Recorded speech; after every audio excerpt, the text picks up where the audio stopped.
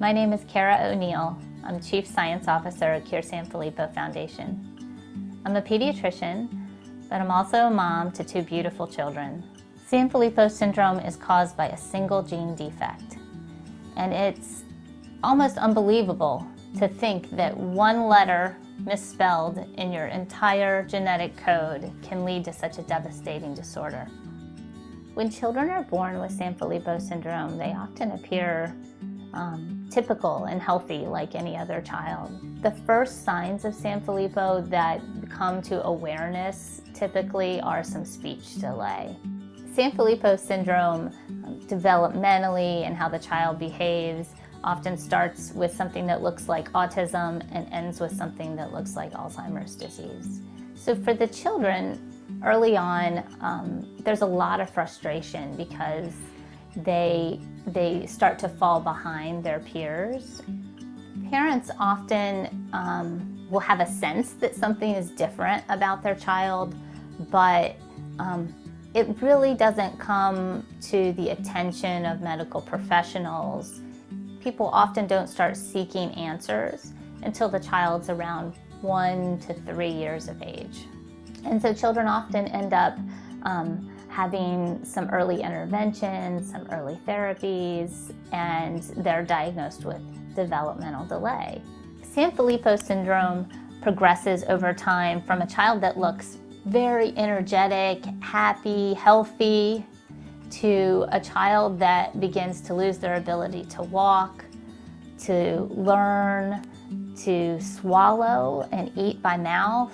They develop seizures and movement disorders, and eventually are bedridden and pass away, typically in their early teens. So these things are really, really tough as a parent, to just be starting to get to know your child's personality.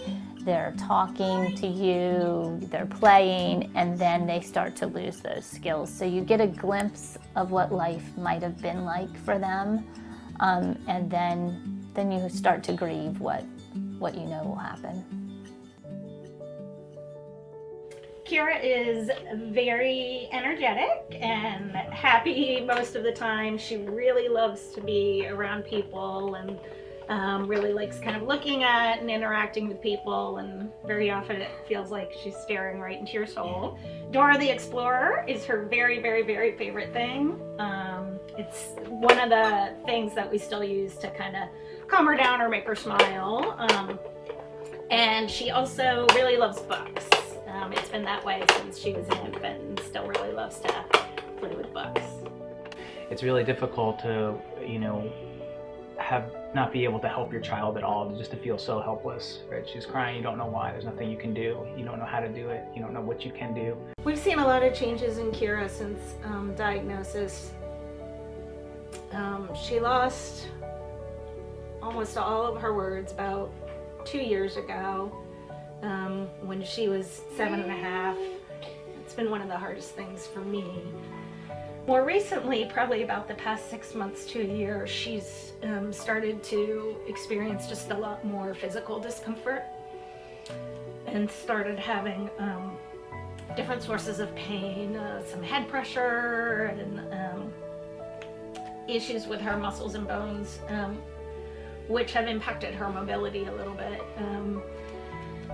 The pain and discomfort is really difficult to see, and that change has, I think, for me, been the most heartbreaking. A lot of us know, I think most parents know when their child's first, right? The first time they took a step, the first time they, said a word, the first word they said, or. I love you. I love you. I love you too. I love you. Do you love Keaton? Do you love baby Keaton? Keaton. We were very fortunate to get her last time that we heard her say "I love you" on film. So, and that's been really, kind of a blessing that we were able to capture that, but also very heartbreaking at the same time, right? Just to never be able to hear your child kind of express herself. Children with this condition don't have time to wait. Every day, more brain cells are being damaged. They're losing more skills. and we have to act fast. Our mission here at Cure Sanfilippo Foundation is to help find and support moving treatments forward faster.